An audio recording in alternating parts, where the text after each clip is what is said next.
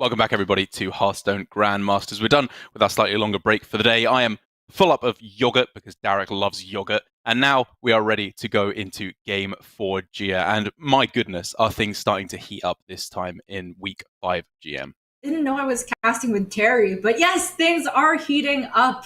Not just because we're done with Frosty for the day, but because that's a pun on his name. I didn't mean for it to come out that way. Oh my god. I'm so sorry, Frosty. I always do this when it's players that I'm friends with. Oh my god. But we do have former world champ tom60229 up next versus my own teammate, Staz. And you're always going to expect something a little bit spicy when it comes to Staz's lineup or the play itself. You are indeed. For me, though, something that actually just popped into my head and I just tweeted out, which you will have seen half an hour ago, actually, given the broadcast delay. But I think one of the biggest aspects here in terms of the play that we are going to see time and time again here for APAC is just keeping a level head, being cool in these high-pressure situations. And the absolute undisputed king of that across all regions, bar none, is tom60229. He does not give a flip. I can't say what I want to say, but every single game, he is just back, arms on the back of his chair. He will assume the position this game of just chilling out. And it looks like he doesn't care, but I guarantee it is just his strongest asset as a player at the moment because he just doesn't seem to get flustered by these hard situations. We do disagree with some of his plays, Gia, but overall, he's not roping out. He's not making blunders because of the high pressure. And I think that could be why he will end up right at the top of Division B. Bring up a very, very strong point. Tom is just so consistent, whether or not we agree with his line, like you said. He just has this confidence, a swagger about him. And you know what? Exactly. I think it's reflected in the lineup, bringing Rogue. We kept saying, and it seems like a lot of the field might have also caught on to the idea that Rogue is just underperforming in this current meta, especially in Conquest, when the third and fourth deck tend to be more aggressive and well positioned against Rogue, along with the main two decks. But Tom says, I like this deck. I'm going to stick to my guns. I'm going to keep bringing it. And this looks like pretty much a standard Secret Rogue, Secret Galakron Rogue. Exactly. There are three approaches you can take when Rogue underperforms. You can do what most of the APAC players did and not bring it. You can do what some of the other GMs did and try and innovate it, like Hunter Ace. Or you can do the Tom special and say, I don't care, I'm going to bring it anyway. It did all right for me, and we're going to get the job done. I think overall, it is still not a bad deck, and you can expect the metagame to shift slightly because obviously people expect less Rogue, so they go one level further and then don't bring decks that are good against Rogue, which I think we have seen to an extent this week because an uptick in Zoo. One of the things we saw at the start of the day was that Rogue had a pretty decent matchup versus Zoo overall. It's able to lock down the board early on, and as long as you're not seeing too many scrap imps at the start, it should be a decent matchup. So I definitely don't hate Tom's chances with this deck this week. Definitely. If we're talking about innovations, not too many. It's just a small change that I see here to include only one Faceless Corruptor to instead have a Tiamat over there at the top end. A little bit of the Highlander Rogue spice added in. And maybe the inclusion of Tiamat over Faceless Corruptor actually hurts its matchup against Zoo a lot because I tend to think that the way that Rogue locks down the mid game is by sticking even a singular lackey and being able to threaten the Faceless Corruptor every single turn following because it is just such a huge swing onto the board. It really, really is. But our first matchup here for the series is, I believe, going to be a Demon Hunter Mirror, the other class alongside Warrior that has 100% representation across all of the regions here in this week's Grandmasters. Of course, for Staz, he has a slightly different take on the Demon Hunter. We've seen players who include the beaming sidekicks. We've seen players without. But this is the first time I've seen a player with one beaming sidekick, which is what Staz has gone for here. Right. It's not the only one of in the deck. He's also cut an I-Beam and a Spectral Sight. Granted, most of those cards are either 2-ofs or 0-ofs, so it's not like he's cut all three from the original list and packed something very different. But he is still including which we've seen fall off from a lot of these lists because it tends to not come down very earlier because you're very focused on trading.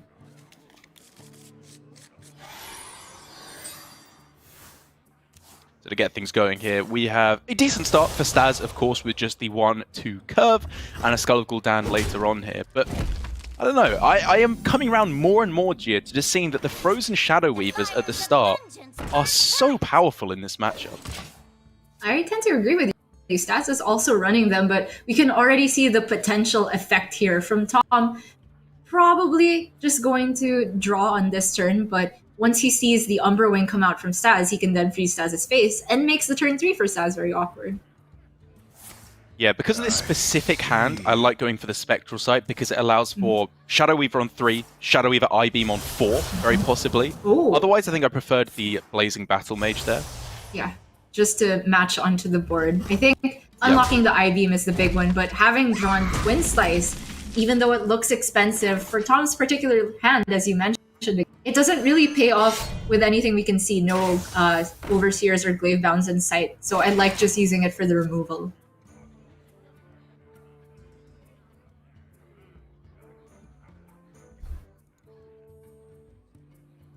Another person playing Frenzied. Is it cold in the shadows? Yeah, very easy play there. It's a good point you bring up about Fellwing because it is very weak. I find a lot of the time in the mirror specifically, where stuff dies so much in the early game. There's very little going face. It's just a lot of killing off with your hero power on your turn. But because of specifically the Shadow Weaver, I actually kind of like it coming back in, even though it was recently nerfed. Okay. Because freezing on turn 3 means it's unlikely to die. You can then go face on the following turn, and then it's just free. Sure. So it's a package deal with the Shadow Weavers and the Frenzieds. Yeah, I mean, the whole deck is just a web of interconnecting lines. I need a lot of red string in order to actually properly get them all connected, but it just works so beautifully together. It is a good way of describing Demon Hunter in a nutshell. Everything synergizes so well together. Yeah.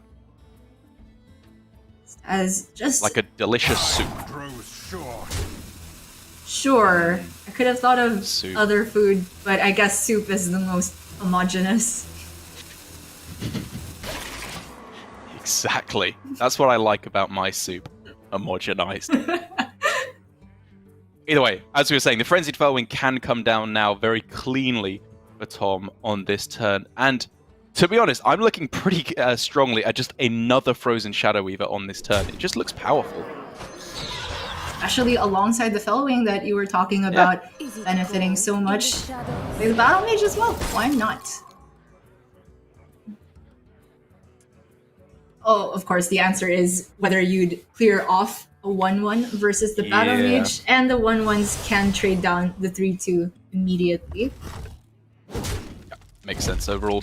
Staz now does have some draws that could put him in a very good position, allowing him to go for Altruist if he'd found the second Twin Slice there. That is, of course, not that, but it is a very decent option to go for here because it doesn't rely on weapon swings, unlike most of his hand. It's true.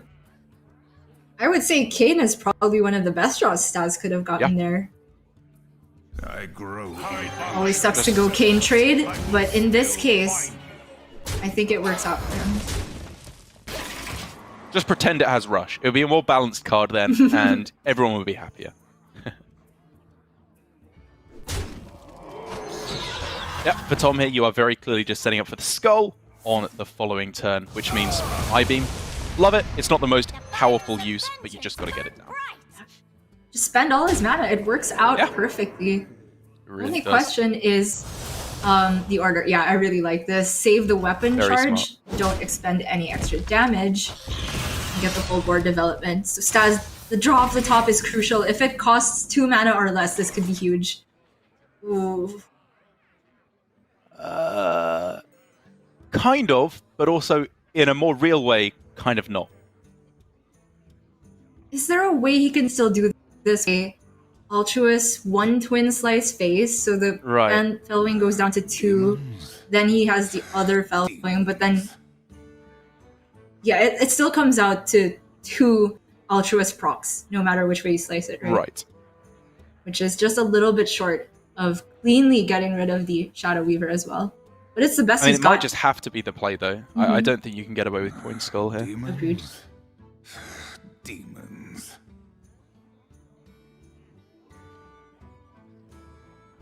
He goes Altruist, Hero Power. Nah, yeah. It's just not quite there. Yeah. Do you see what must be reaction from Tom. We did it. That is, I think, the first time I've ever seen that from him. His arms are down from the bad boy of APAC position. And now, yep, you swing face. You have to. Almost got me there, Staz. That was a close one. Well, Okay, he there got it. was an option to swing into the Shadow Weaver because that was the only way he kills it is with a swing. But then he can't play the Bellwing, right? And then Oh, right. nothing else correct. dies. Yeah. Warlock. But if one Altruist was powerful, the second one is looking to be my gosh. absolutely insane here. Not the best sequence of cards, to be fair. You don't want a bunch of weapons here for Tom. But at least the outer two can be played together, and the Chaos Strike draws him another card. Staz needs a way to race or I-beams for himself. And even with all of this, the win snatched away from his hands at the last minute. Tom's still just so cool about it. His greatest superpower is my greatest weakness. Too chill. Demons. Demons.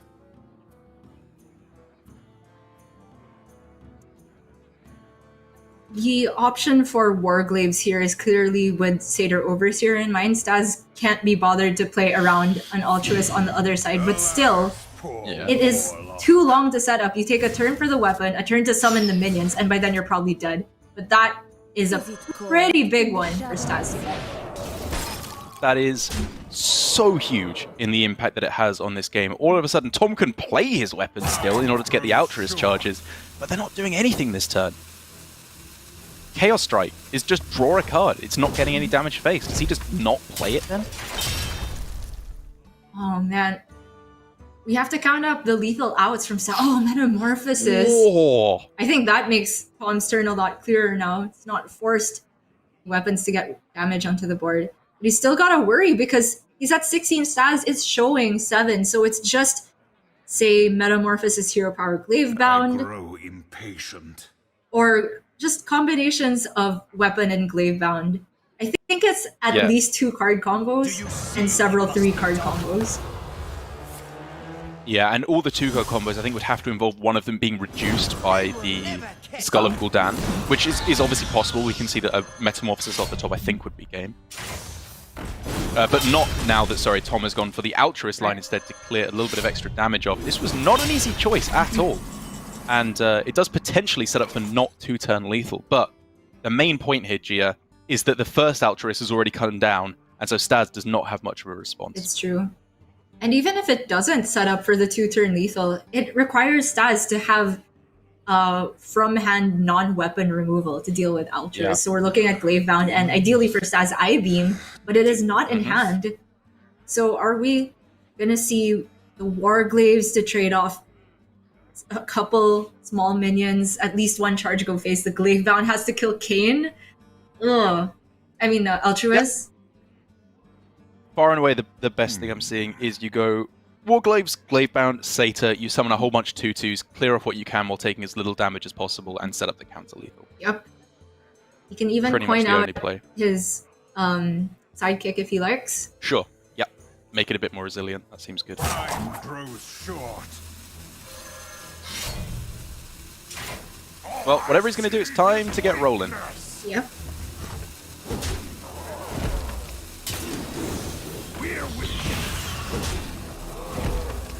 Staz is a player that does take his time thinking about the turns, but I don't think we've actually seen him miss actions due to the rope for a while now. Unless he was planning to coin sidekick here. Or even coin Hero Power, but more likely sidekick, I guess. We can clearly see, though, Metamorphosis, Hero Power. Yeah. That is just going to be game 1 going to Tom here. A very, very close back and forth game there. And it does just show, again, even though Staz got what is typically considered to be the ideal hand, or very close to it, with the perfect curve of the Umberwing into the Overseer, the power of the freezes, those Shadow Weavers, are just so devastatingly strong in the matchup. And as we mentioned, paired with the Frenzied Fellwing was a huge deal for Tom. Maybe I was too quick to say that this card isn't very good in the mirror. It seems very conditional on having drawn the Shadow Yes. Weaver exactly. And apart, the Fellwing probably doesn't get to come down until much later. But when it does come together, my gosh, it is such a homogeneous soup. The most homogenous of all soups. It's basically just water at that point, if you want to get technical about it. No idea what I'm talking about now, but Staz with the remainder of his decks being the Hunter, the Demon Hunter, and the Warlock. He's kind of deviated away from classic Staz. This is the reboot of Staz, where he no longer plays Highlander Hunter. Instead, he is going with the all-out Base Hunter, which I think he brought last week as well, along with Chonsu. And last week, we absolutely loved it. Are you still feeling as amorous towards the deck this time, Gia? Definitely not so much now that Rogue has seen a drop in popularity, and probably a predictable one, at least for APAC. But there's also, aside from that, the big factor of Beaming Sidekick now being a common inclusion in Demon Hunter, which I think drastically affects the matchup, and in my opinion, swings it from Hunter favored to Demon Hunter favored. Just that inclusion of 2 cards. So Base Hunter probably still down this week, in my opinion, but still able to get the job done with the right draws. Yeah, I still definitely don't begrudge players for bringing it, just because you got to bring 4 decks this week. And to be perfectly honest, outside of Warrior and Demon Hunter, everything is feeling a little bit weak and has a lot of very obvious downsides to putting it in your lineup. So just going for that as a very standard deck, it is just 15 2-ofs in that Face Hunter. I cannot wait to see it a little bit later on. But first of all, Staz is going to be lining up the Demon Hunter once again. Yeah, I just noticed he's cut the Dragonbane, running double Scrapshot instead. But for now, I am seeing the Battle Fiend plus Beaming Sidekick. Backstab proof.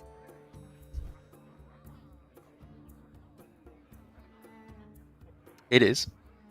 You need to think about what the next few turns are likely to be, of course. Which, I mean, Chaos Strike on 2 into Prey. I would accept that answer. I never lie, but I never... And it still works out for Staz, because he can Chaos Strike point hero power if he wants. Can't do that with the Umberwing, which is very annoying. But I think clearing Hanar is a top priority.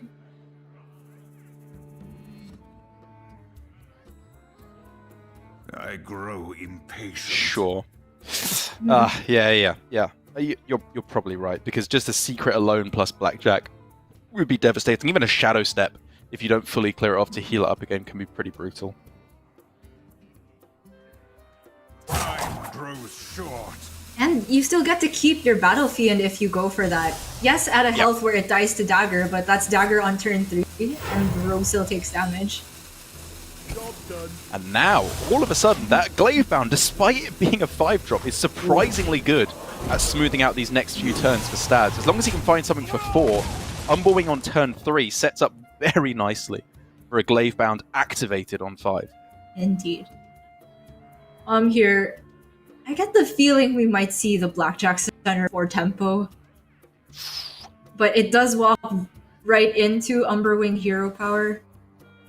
Yeah. Probably because he's drawn Eviscerate, it makes a lot of sense to hold it as a combo activator for the next. Also leads into turn 5 for, if by some miracle it sticks, Faceless Corruptor. It just doesn't do enough here, because you're unlikely to see just a Sata Overseer on curve. If they do that anyway, you can just eviscerate it down. I just don't think it helps you trade that much. So I'm liking... Oh, I was gonna say Hero Power Face and then play the Umberwing. But Staz wants even more minions on board. Well, we did see Staz do that last week. He knows the play of Hero Power first, Yeah, then of course. Umberwing. Yeah. It's just a question of whether you think the sidekick on a 1-1 is worth it this turn. Which, to be fair, there's plenty of things he could top deck to smooth out the turn 4 with hero power.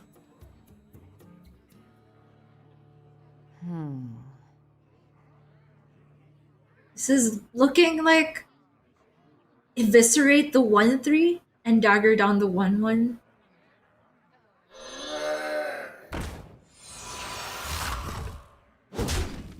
I I just And don't instead know just if Tom has time to play Eviscerate, because his next few turns look like Shield and then Lackey Corruptor. Well, his answer here is just I don't have to. It's a 1-3 on the board. It doesn't do that much. Okay. Even if you leave it up, Shielded Galakron just very nicely answers it, and this gives him the highest chance of sticking Faceless Corruptor next turn. That's true. The Reborn is very annoying for Staz. Yeah. We do see he has not the right answer, just because both of the minions on board are only 1 attack health. 1 attack going into 2 health. Yeah, what I do want to see this turn is some way to get down Frenzied Fellwing on this turn, of which there are a couple of ways to do so. Obviously, just push everything face and then play it is something to consider, but a way that you can clear off the 2-2 and still activate it, you could just play a Twin Slice, and then that allows him to do it fairly easily. But then that would involve trading his minions into the 2-2. One of them survives. No, he could go Twin Slice and then take it out with the weapon, push the 2 minions face. Sure, right, and then Fellwing for 2. Yep. Yeah, I like that. Staz spots it. And we all know, Gia, that my maths when it comes to Frenzied Fellwing is impeccable and always correct. So well done for trusting me. Mm-hmm. I gotcha.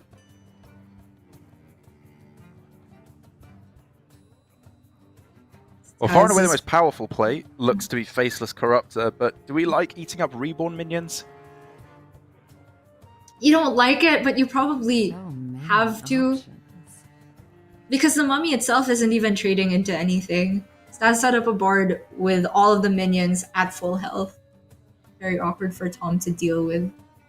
Yeah, we don't like it. Much like having to eat an unhomogeneous soup. If it's there, you gotta do it, but does it feel awful?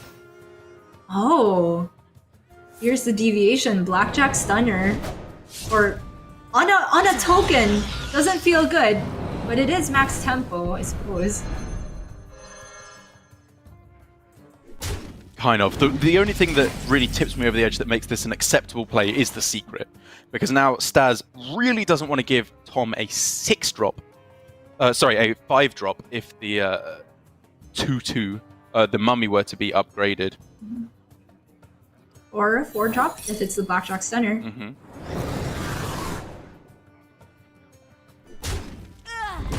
Wow, that is perfectly sized That for Staz is to deal so with. clean. Oh my gosh. And this just ruins Tom's plan, because you clearly saw that he set up the secret in order to have the best chance of sticking a minion for Faceless next turn. He still gets to flick, but it's gonna be a while before the Faceless gets to actually swing the board. Granted, the flick is huge because Staz has the other Gravebound in hand. That's right, just deleting a card from Staz's hand is so huge, and you can just see it from Tom's reaction. That's what we're looking for. Mm-hmm. For Staz here, this is a turn where I guess Faceless Corruptor isn't that scary because there's already a 4-4. So he might just say Skull and go. We're shifting to the Altruist plan now. Could also see Metamorphosis clear, but I'm inclined to go Skull because as fighting against Rogue, I don't feel like the 4 damage pressure is very much at all. Do you not think there's a high chance that he'll be forced to go for it next turn anyway? He doesn't have Glavebound anymore in order to be able to deal the 4 damage to it, even off the top. I just feel like he may be forced into doing it next turn anyway. And the point of Skull of Gul'dan, as I see it, very likely, is to set up for a big Altruist turn anyway, so you kind of want to give your opponent a little bit of time to set up. Well, I was thinking just leave the 4-4 on the board altogether, even for maybe 2 turns. Yeah. It really depends on what the next minions are, because there are situations where Altruist only gets 2 or 3 procs, but with the Skull discounts, I actually feel that it's got a good of dealing 4. I grow impatient.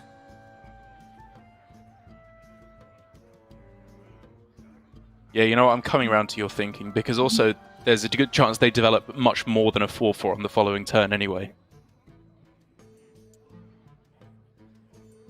I'm still looking at the Skull now, and depending on what he draws, maybe the Metamorphosis, I hate to say this, goes on when preparing for the... Oh, I hate it. Just saying it makes me cringe. Preparing for the Ultra's turn. Very cringe of you, Gia, to even suggest it, but I think it might just be the best play. What else has he really got on this turn? Altruist plus Satyr Overseer? Sounds awful. Oh, he's just giving up. Okay.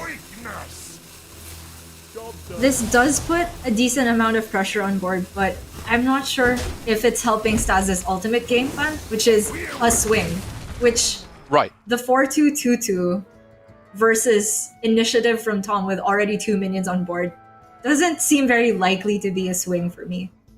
Yeah, you know what, when I take a step back and look at this painting from a distance, all of a sudden I can see that 10 damage was just sunk into minions as Demon Hunter versus Rogue. Something has gone wrong somewhere along the way here. And I see your point that Altruist should probably have just been used for a more effective swing there with Metamorphosis to supplement it more than to be the entire mid-game plan. Either way you slice it, I think both of those turns from Staz could have been Skull turns. And woof, Yeah. that is not Diving Griffin, but all the same. I'm still looking at a supplementary I-Beam. But maybe not this turn, because if you're hoping for the best Altruist turn, then you're hoping that the stuff off the right is really cheap anyway, and then the I-Beam can come down next turn. And you're fairly likely to get cheap stuff. Both the Glaive Bounds have been played or destroyed, and even at a maximum of War Glaives or Second Skull, that can only cost 2 or 3. As long as he starts with Skull, I'm good with the turn.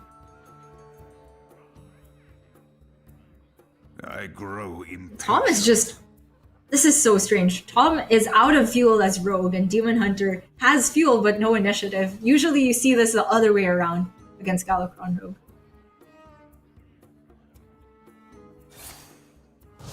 Okay. Time grows short. Guess he might be hero powering that down. As for the secret package from Tom, it is double ambush, 1 bamboozle, 1 dirty trick, so Staz knows this is not... Oh, that it's definitely ambush, because he just played a spell to test for dirty tricks. Right, yes. Which is fine, because of course Altruist on the following turn will be able to sweep it up most likely. Of course, I like holding onto the Sigil Runner as well, because the hero power is very good, and it just gives him more fodder for the Altruist. This could be huge if Staz, if Tom gets another Witchy Lackey, can potentially put something at a high health out of Altruist range. Or Taunt would maybe have been good enough as Right? well, but this is not that. Still gonna be a lot of damage pushed, and the Deathwing! Oh my gosh, that could be game winning. That is an insane card to get. Staz is gonna do the thing, and then Tom is just gonna Deathwing it all the way. He's hardly discarding anything. And then how does Staz deal with that? Oh my god. Well, he's gotta go fast. Altruist turns take a while indeed. Oh, there is no decision at all. This is the Altruist turn. They will never catch me. Just a worry that he actually didn't want the outcast necessarily from this. Yeah. Might mess up the rest of his turn. It kinda has. Go Yeah.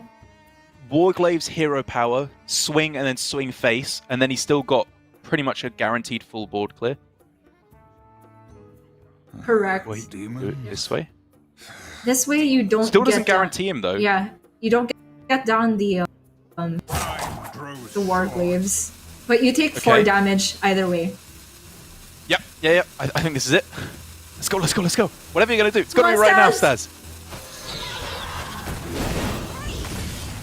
They will never catch me. That's not playable! Oh! That's GG! That is GG, and we didn't even get to see the Deathwing! Oh my gosh. It was such a tough turn from Staz, but was there a better order to go about it without proccing out? No, if you proc Outcast, then you proc Altruist. It's not one or the other. Right, that's the real problem behind that turn, was whether he went with the Warglaves or his line where you played the full 3 mana Fellwing there. You are always drawing off of the Crimson Sigil Bearer. Right, exactly, which is just what's so devastating about that turn. You want to play it, but not draw off of it, but you still want to get the 1 damage. There was no, I think, 100% line that could have got him there. Yeah. Maybe about, like, playing the first one. There was not also draw. an option for Kayn Face, right? You spend the 4 mana there, and then if everything costs you. But that is still the same problem. If you get an expensive thing off of the Sigil Runner, then the other 0 mana card can't be played for the Altruist proc. So it was very difficult there from Staz. I think he did the best he could towards the end of the game, but still in the middle, playing Skull earlier on, I think definitely could have given him more outs. Yeah, you're right. I think that if it was like the 2 mana card he'd gotten off the top, he would have had to have gone exactly for the Warglaives and then double hit into the Shield of Galakron in order to not spend the mana on hero power and then go face thereafter. It was like a lot of nonsense you really don't want to be ending up doing. So I think, to be fair to Staz, even though it looked very messy at the end because he ran out of time, it was a very, very difficult decision there as to which one you go for. And there was no clear-cut best way in order to clear the board there. Indeed. And that does mean that, unfortunately for Staz, he is now down 0-2. But the deck remaining for Tom is the one that you think will be his Achilles heel, the Druid. And as far as Druid, let's say like this one better than Shaxy's. No claws. Yeah, exactly. Just a very standard Druid deck here from Tom. He's got the Ysera up in the late game. It just looks like pretty straightforward, a copy of a lot of the builds that the Japanese players have been going for earlier on. And of course, we got to pay credit to Rivius as the first player that we saw here in GM, including Ysera, into the Druid deck overall. But to be perfectly honest, Gia, I am seeing 3 unfavorable matchups against the Demon Hunter, Face Hunter, and Zoo left for Staz. And he's lining up once again the Demon Hunter to start things off. And as long as he doesn't get an awful hand, I'm liking his chances. I mean, on paper, it does seem like 3 unfavorables for Druid, but Druid is that kind of deck that once every 3 games or even more often, they will just get the nuts hand, the Glowfly draw. We see for Tom, he has the Glowfly, maybe not the fungal and fungal to support the Overgrowth. But if he's got 3 shots, I think Staz has still got kind of a tall mountain to climb, especially with an opener like this. Yeah, it is grim. It's that classic situation where you say, oh, can I play the Chaos Strike this turn but save the attack for the next turn in order to get the Overseer down? Okay. That'll do. That is a fantastic top deck now for Staz. That sets up beautifully for both the Overseer this turn and potentially a Glavebound Adept on turn 5 with the second slice. But I've got to be honest, before that point, Tom is popping off too hard. Yes, he is indeed. Glowfly available on the next turn, and Mount Cellar the turn after with a Bog Beam locked up. Staz could just present a lot of damage onto the board right now. If you can't beat the Glowfly, you try and brace it. And he's doing a good job of it as well, Gia. Yeah. It's just presenting so much damage onto the board after the Bellwing comes down. Then he's got, as you said, the second slice Glavebound. So if Tom just goes Bellwing, we're looking at... Lethal? 13, 14, 15. Yeah, it is. Glowfly is exact GG. What? So to stay alive, it's to either hero power or bog beam something, and both of those sound horrendous. Absolutely horrendous. Agreed, but Tom has information. Second slice he knows is in hand, and he is sat there right now, and his genius little brain is ticking away and saying, if he has the Glavebound Adept, I'm just dead to it.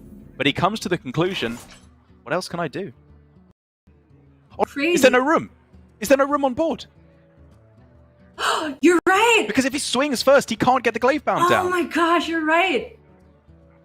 And it is just exact lethal because he doesn't have mana for hero power. So even if he trades off a 1-1 to make room, it's just not lethal. Can't you just tell the Glavebound, I promise I'm going to attack. Just do the 4 damage and I'll pay you later, alright? Trust me, I'm good for it. So for Staz here, it still seems fine to deviate, right? What if he just goes for Warglaves? He clears off a bunch of things, Yeah. regenerates almost all of those things. It's insane. Pushes damage to the I think face. it's still likely to be a winning line, but that of course transitions into turn 7 for some bog team, and hopefully for Tom's sake, an Ironbark off the top do become active. That's a pretty sick interaction. And you know what? Tom did that turn all chill, but I am Exactly. nearly certain that he knew Yeah. that he was cutting off Staz's plan with Gravebound because of the board space. I have never seen that interaction before in my life. Hmm. Well, there it is, the Mount Seller and the Ironbark off the top. Alright. How many fins are we getting today? Only 2 shots for it. Okay, not the worst. Still gotta be that lethal, just right? lethal? It's gotta be lethal here. So He can tank it 3 times and not die, Mm-hmm. which is enough to kill it. Yep, and then he just has that's to good. sink in 1 minion, and then he's got more than enough remaining. The synergies of Demon Hunter working together almost too well there for Staz, where his Satyr Overseer was just too powerful overall, but he is still able to get the expected win there up against the Druid. It was a pretty cool instance to see, where I don't think I've seen that all too often, of both decks getting actually pretty much just the absolute dream at the start. I guess Staz was a little bit weaker early on because he didn't have the 1-drops, but for Druid, that really wasn't far away from the ideal hand. You're right. It is just the one sides, and they kind of negate each other. You could say, oh, well, Tom didn't get, say, the Wrath or Crystal Power he might have wanted for the Battle Fiend, but if that never even appears, it seems like they both just hit their peak power level anyway. And that was really, really cool to watch just because of that small interaction with the board space. And good on Staz for noticing it. I think I would have just done the turn after everything had attacked and been like, oh no, I screwed up. No space to play the Gravebound. And then the Druid would have just turned around the whole match. Small intricacies can make or break a game. They can indeed. You've got to be constantly on your best here and on your toes in order to take the win, which Staz is looking to be in a good position to do. Again, I think that the Hunter and the Zoo are fairly favoured, not quite so much as the Demon Hunter, of course, but if he can just play as aggressively as possible with this Face Hunter, I think the overall lack of healing in Druid, relying entirely on Crystal Power and rarely Overflow in the late game as well, Staz is still just in a good position, I think, to take this series. He's still probably slightly unfavoured, but I just want to reiterate, he's got a shot to get up to 3-0 here as one of our first players to do so in GM. Yeah, we haven't seen any reverse sweeps. In fact, we haven't seen very many game 5s at all, let alone game 4s today. So this already is an achievement for today, at least. Thank you, Staz. It is just a question if he prefers the Zoo to queue up for momentum or the Face Hunter. And I feel like Zoo tends to get on board more consistently in a way that Druid can't deal with. Yes, you are obviously relying on that primarily through Scrap Imp. But I think also the fact that Druid doesn't have that much removal in the early game, at least for the sheer amount of 1-drops you're throwing down by comparison, means that you should be able to populate the board very, very consistently, even if it's not in a super powerful way. As you can see, there is a Wolf Rider gamer, the one of. He's also playing the Bluegills. And he's also a Scrap Imp gamer. Getting that on 1 is absolutely fantastic. Yeah. Always what you want to be doing down. Coin Scrap Imp, I absolutely expect to see. The rest of the hand is a bit weird, it's got to be said. Yeah. Job's done. This is the hand that's begging for the other hand of Gul'dan. But even if it doesn't come... You know, Tom was the guy that was bringing Zoo week 1, and he didn't get the dream. I think he just got swept on the Zoo several series. So it must feel very bad for him to see now that the dream is coming together for all the latecomers and the people that were non-believers at the start, myself included. He's been there since day 1, imping away, or at least trying to. And you've been there since day 1 on Olivia Swinter. Yeah, exactly. Simping away. Saw it coming, Gio.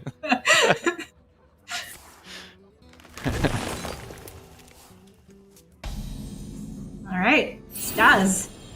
Can just play the carpet. How's it getting answered? Well, it's not getting answered, but Tom is approaching the situation where his plays are so powerful, he doesn't have to answer. He can just absolutely dominate the board with the exotic Mount Seller double Iron Bark. That is 2 turns away, though. And you know what? Since it's not really going into a Glowfly turn or exotic yet for Staz, maybe he actually goes for max development, damage on board, because he doesn't need the carpet to give things rush until Tom is able to develop minions. The benefit of this line, however, is that by playing his other 3-mana card, Nightshade Matron on the following turn can discard Wolf Rider, which I think is fine, because it's unbuffed, it's the weakest card in his hand at the moment. And of course, he would then get a 7/7 in play at the same time. Yeah, I like the sound of that.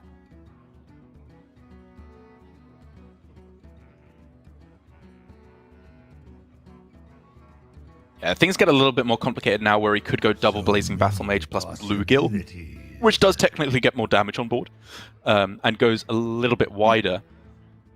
It gets more damage on board. Oh, really? I was going to say I prefer the Nightshade Matron, because if you're expecting the big exotic Mount Seller pop-off turn, you're probably expecting some Bog Beams too, which can destroy the 1-drops, which you really want to trade. And they will do so with the carpet. You were just a bird. Fair enough. This is a very resilient 7 damage. Yeah, you are right. Oh, I was thinking like the 1 Battle Mage is a 4/4, so it's a little bit less susceptible, but overall, I do see your point. Yeah, even say if they had Innervate Crystal Power, it just is scary on the Bluegill in particular. And now, Gia, we approach the crucial turn here for Tom. Is this a Mount Seller turn with only 2 spells? Or does he have to resort to something as drastic as Wrath for draw plus a Wild Growth to set up the next turn? Feels far too slow. Whoa! Oh, the Griffin! Caw-caw! If he gets another one, that is game-breaking. But even just the 1 is huge to trade down the Scrap Imp. Absolutely good enough. This is very, very difficult for Staz to work through with what's on board. However, the Magic Carpet on its own can buff up these little battle mages to do what they do best. Uh-huh. That is dirty. I do think the Bluegill has to go in as well, but if you're Staz, I don't mind at all. That's the Mount Seller used. You can still push 10 face. Yeah. You could even Soulfire. I think you should Soulfire and then set the Bluegill face. Isn't that great? You discard an Expired Merchant. Oh wait, the other one isn't buffed. That's my bad. Yeah.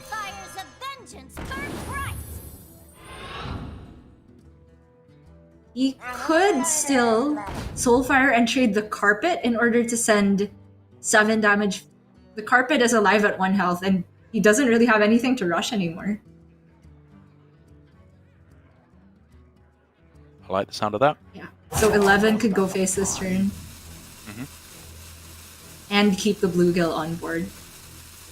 Obviously, the Carpet does then tank a lot of damage, but with no 1-drops left in hand, and this not being a particularly Carpet-dependent matchup, I do think I like the sound of that. Trading the Nightshade Matron instead. So Staz says he wants more minions instead of a couple all ones. I am not entirely on board with this.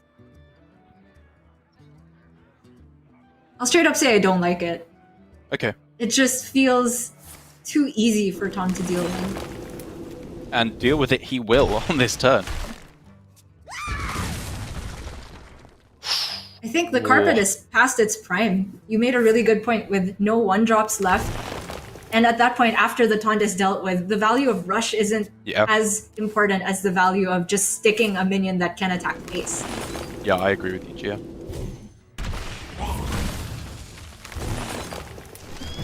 So now it's looking like Hand of Gul'dan for Staz or bust. Whoa! No, don't.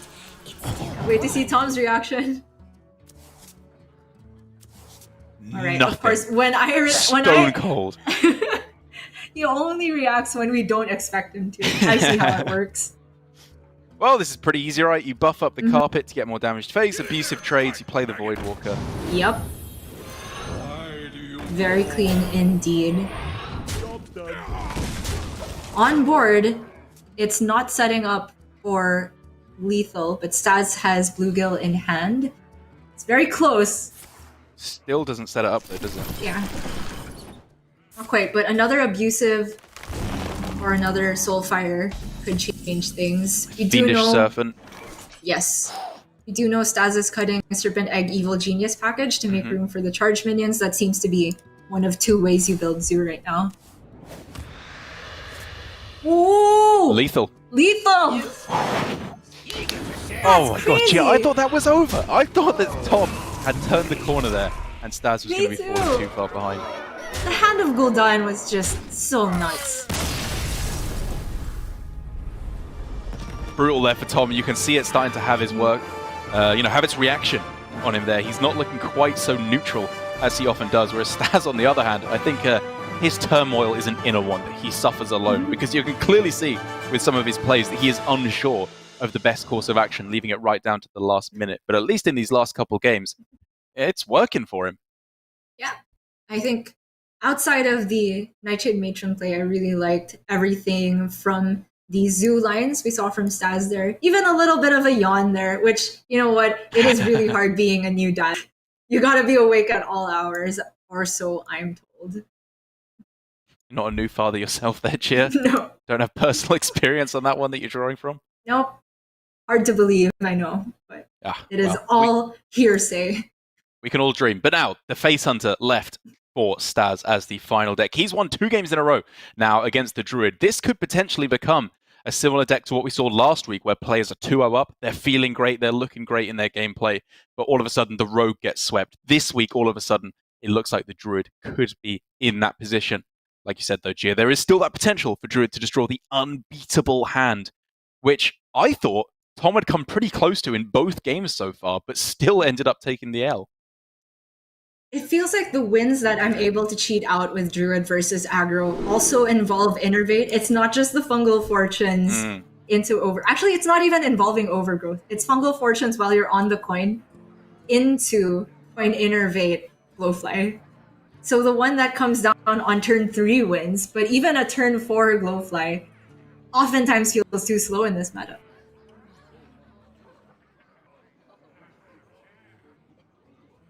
Well, that definitely looks too slow to me from Tom, whereas Staz on the other side, given that this is such a low curve deck, Gia, with a whole bunch of 1 and 2 drops, is this hand expendable? Are you holding on to the Battle Mage in particular, or are there some more key cards you're looking to hit?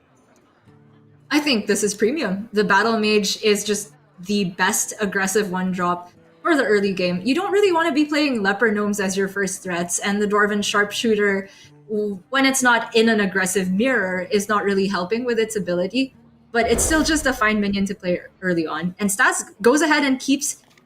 Oh, okay, I thought it was a full keep there. Yeah. That was going to be surprising. Yeah, that was going to be very surprising. Oh, that is one of the cards I would really want to mulligan for outside of Battle Mage, though. Absolutely. I wonder if you just coin it here, because that way, if you hit the Phase Stalker, brilliant, play it on 2, you're looking great. And the only other beast in the deck is the Pig, the Stone Tusk Boar, and at which point, if you get that, double 1-drop. Brilliant. Yeah, and then the 4 damage charge immediately gains you what you would have lost by playing a minion on 1.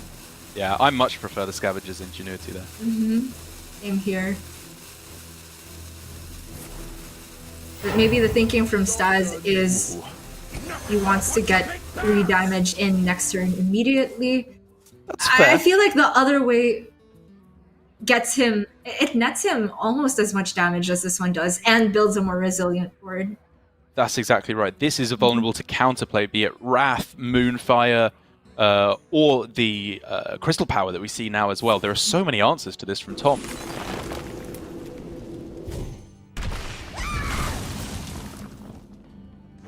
In any case, it still doesn't feel very bad to play either a 5/6 or a rushing 4/4 on turn 3. Job's done. And it's still a pretty respectable curve. The 1-drop plus the Phase Stalker on the following turn. The pressure isn't stopping anytime soon. But for Tom, our draw is ramping in, so he can try and find the Glowfly. Not quite available yet. And it's looking like he'll have to cycle even more with the Rising Winds, which always feels so awkward to do when you overflow, like get locked in. That is an icky drop as an icky card to draw, sorry, as the Leper Gnome comes down. In the Explosive Trap, obviously the point of the Phase Stalker is to draw those out of your decks and thin the deck in the process. Therefore, you're not drawing them, because right now he needs... I mean, I was going to say some minion presence, but to be honest, the deck really doesn't have any minion mid-game presence at all. Right. It's just kind of like Eaglehorn Bow. He needs Scrap Shot, something like that, to get the damage rolling. It surprises me that this deck is not auto-including tracking, because it seems that you really need specific pieces of burst at some points, but I've seen other lists include it, but to have the double Unleash and double Scrap Shot in the first place, you need to be cutting some of the lower end. Desperately looking for the Glowfly, but that's about one of the worst ones to get. Really is.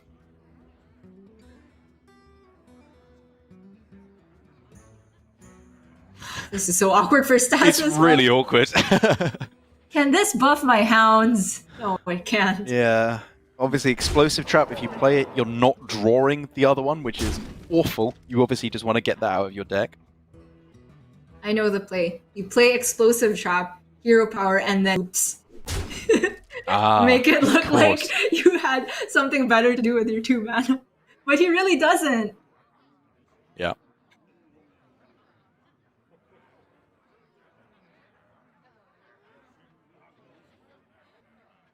The deck is, of course, only running Explosive Trap in the secret slot.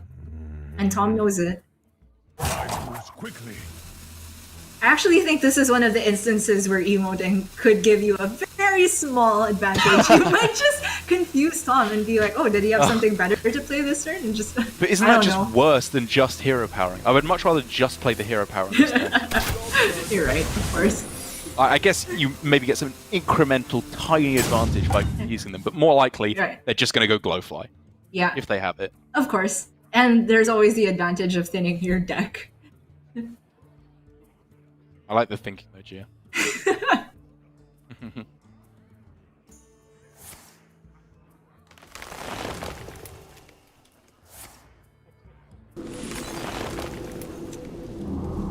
Man, oh man, does this feel awkward for Tom. He's fearing and healing, but it all seems futile when you're not able to develop anything for his own. Clearly setting up for overflow, but now Staz has what he needs, the weapon online.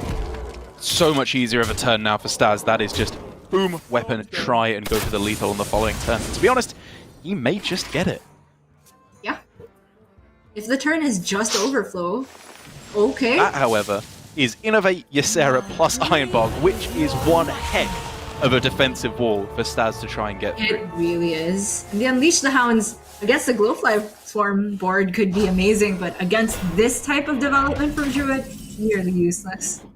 That was such a big draw, Gia. I'm still like wrapping my head around it, because now overflow on the following turn, heal, plus a bunch of dragons. This could be the whole game turned on its head. You're absolutely right. And Staz still has not been able to draw his Stone Tusk Wars or even the other Phase Stalker to get benefit from this Scrap Shot. For Staz here, do you just start shipping damage face, hope that there isn't the overflows? He's seeing Crystal Power. I don't see what other choice you have, to be honest. He could. You really want to start sinking damage into the Ysera? I was about to suggest it, but it's so You're gross. still just hoping there's no overflow, right? It's the same effect. It really is. Because if you can't kill it this turn, then it's worse if there's an overflow then, because then the Ysera gets healed as well. Correct. Makes a lot of sense from Staz here. The reasoning for playing a rapid fire now is, I suppose, if you draw Boar off the top, you want to go Scrap Shot, Hero Power Boar. Yep, just spend your mana. It's only going one place at this point and praying that there is no overflow. It's not even necessarily GG if the overflow does come down. There's a chance that Staz could just get the lethal over the top. It's just 8 healing. I mean, he just goes to 8 health. That's not a lot for Hunter to deal with. He's already showing 6 with Scrap Shot, Hero Power, Rapid Fire. Very smart play to get the heal on the Ysera and the face as well at the same time. it could quickly arrive at a point where Tom is just not free to attack face. Oh, steal? That's life steal. That's a good explorer.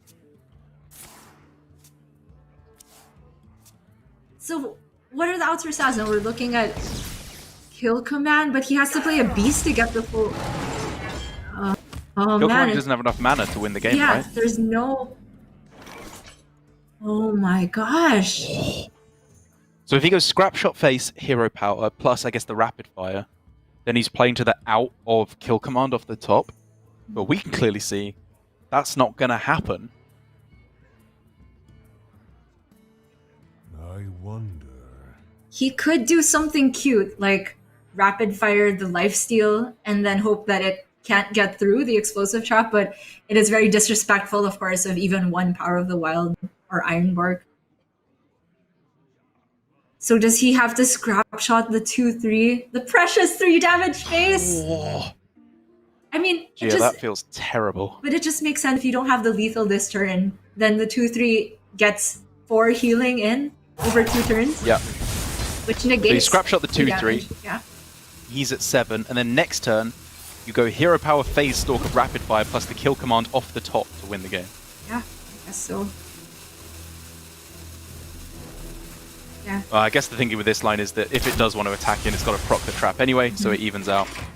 The thing is, because Tom has Savage Roar with the lifesteal, that is just too much health gain. I mean, I think it might just be lethal here, to be Yeah, honest. it is too. Oh my gosh. 4 health Insult remaining. He's going to go down injury. to 2 with the explosive trap here. This was so brutally close here for Staz to be our first player to go up to 3-0. But in the end, on the 3rd and final attempt, Druid managed to get the job done. And Tom moves up to 2-0 as well. Could potentially be a runner player going through to the global finals if he keeps this up. I could definitely see it. That seems like a Tom storyline, and also a Pavel storyline if I've ever heard one.